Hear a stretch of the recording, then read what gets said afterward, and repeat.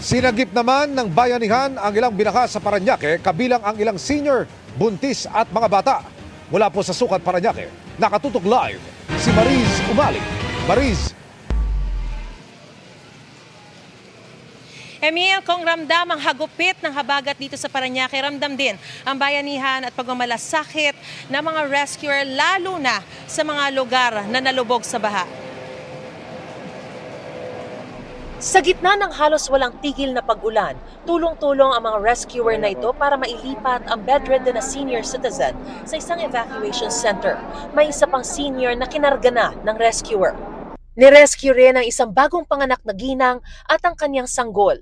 Halos pabalik-balik naman ang mga rescuer mula sa Barangay San Dionisio Disaster Risk Reduction and Management Office at ang Parañaque Dungalo Fire Volunteers para magsalba ng mga stranded sa kanilang mga tahanan. Dito sa Barangay San Dionisio, 4 na bata ang pinarescue ng kanilang magulang dahil hindi pa rin humuhupa ang baha sa kanila. Kasi may paralyze po kami sa bahay. Kahit pahirapan, sinikap ng 68 anyos na ginang na sumakay ng bangka, madala lang siya sa ospital para sa nakaschedule na dialysis. Times a week. Oo. Tapos mag 8 months na ngayon, ibang pakiramdam ko pag na palyahan, hindi ako mapakaling. Medyo matagal na raw pong tumila yung ulan pero hanggang ngayon makikita ninyo, mapapansin ninyo, hindi pa rin humuhupa ng tuluyan yung baha dito sa may A. Santos, no? Dito po sa Sukat, Parañaque. At makikita natin na kahit saang direksyon kayo tumingin, bumaling, talagang lubog pa rin sa baha. Hindi na po ito passable. Kahit nga po makikita ninyo yung mga malalaking truck, yung bombero, at marami pa pang mga sasakyan dito ay tumirik na. Yung angkos, yung creek doon na nasira indike.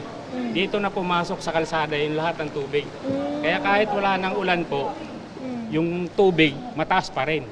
Buti na lang maraming mga rescuer ang may mga bangka para isakay ang mga stranded. Kasi po ma'am, may flight po ako mamaya. So na-stranded po, galing po ako ng Sampaloc.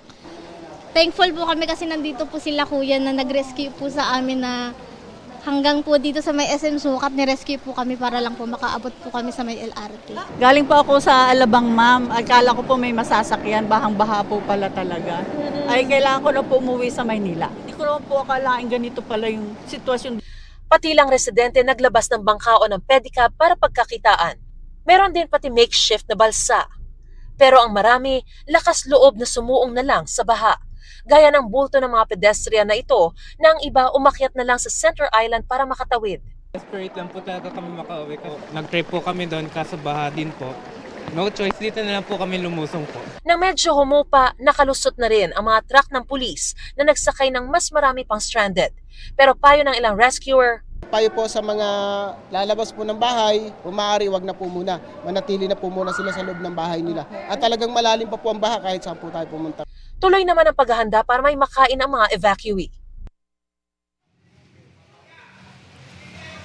Emil, sa mga sandaling ito ay tuloy-tuloy pa rin ang buhos ng ulan. Kaya naman kung makikita ninyo sa halip na tuluyang humupa na yung baha, ay unti-unti na naman po itong tumataas.